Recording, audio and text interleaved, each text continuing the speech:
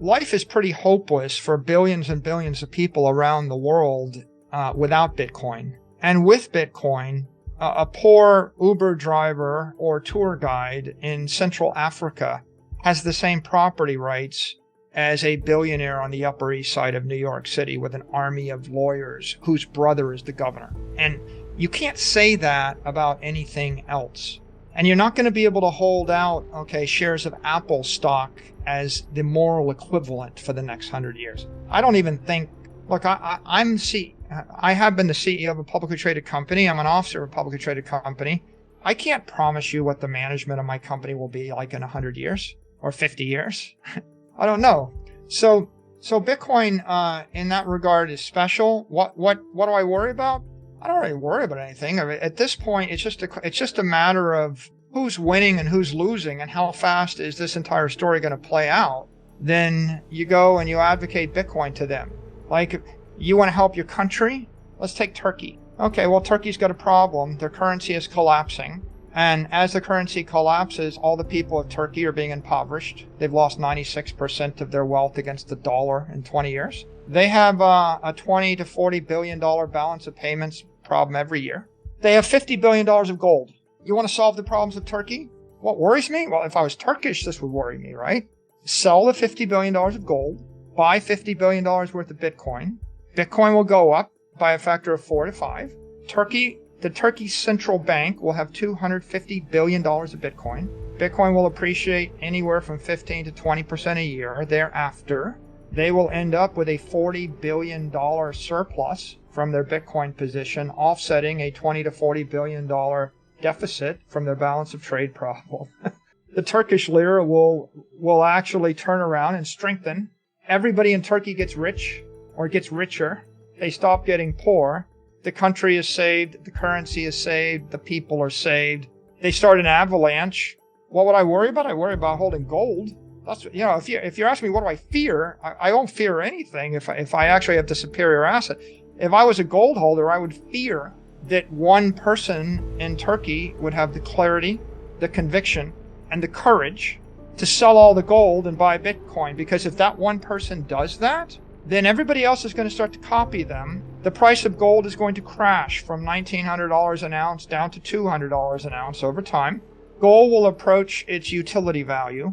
The monetary premium gets stripped off of it. Other nations will start to do the same thing. The nations that move first will have their currencies benefit because instead of having your currency backed by gold, your currency will be backed by Bitcoin. Your nation is backed by Bitcoin. Your nation goes on the Bitcoin standard. What happened to the African nations that kept the glass bead standard when the Europeans showed up on the gold standard, right? The Europeans basically printed a bunch of glass beads, used it to buy everything in the African nation, enslaved everybody in Africa, owned everything, and impoverished everyone that stayed on the glass bead standard. So, is the gold standard working in Turkey? No. If it was working, the lira wouldn't be crashing, right? Is the gold standard working in China? No, they're not on the gold standard. The CNY is weak. Small ebook, big impact, the wealth tree. The only 4 ways that will make you financially free forever. Download it here for free. How do you know it's weak? Because they have capital controls. If they drop the capital controls, everybody would take their money out of the CNY and the CNY would crash. So it's not really a question of worrying about Bitcoin. You ought to worry about everything else.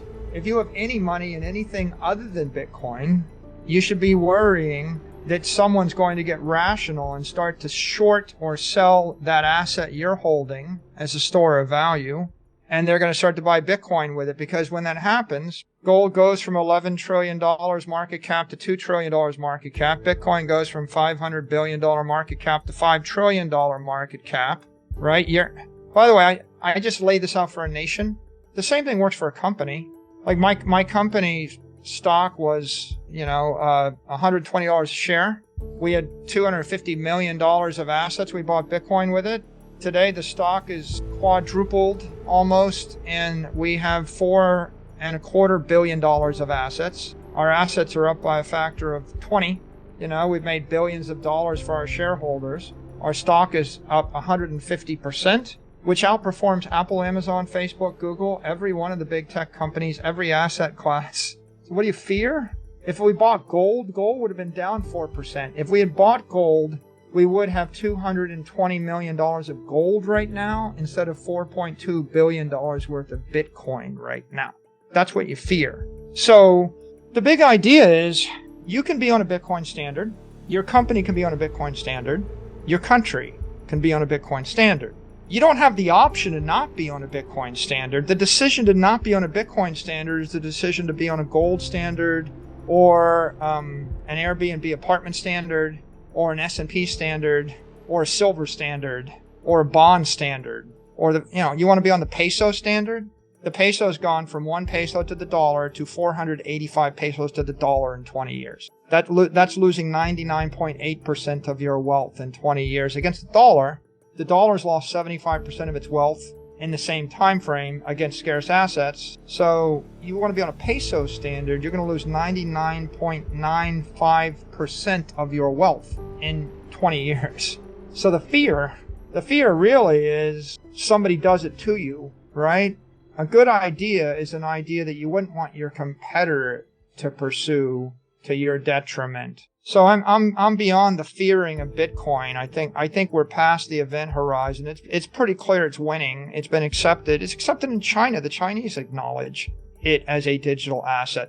If the Chinese, the Europeans, the Middle Easterners, the Singaporeans, the Africans, the South Americans, the North Americans all acknowledge Bitcoin, what am I worried about?